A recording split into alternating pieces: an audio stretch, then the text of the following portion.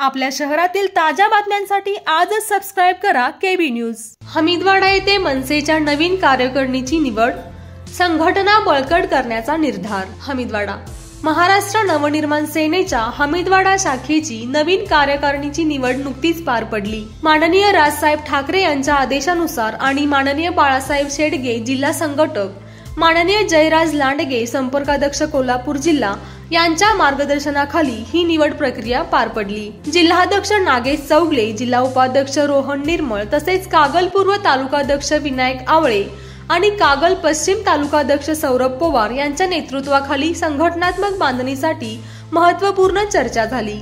मनसेच्या भगव्या विचारधारणेने प्रेरित होत महाराष्ट्र धर्म आणि मराठी अस्मितेसाठी एकजूट राहण्याचा निर्धार यावेळी करण्यात आला।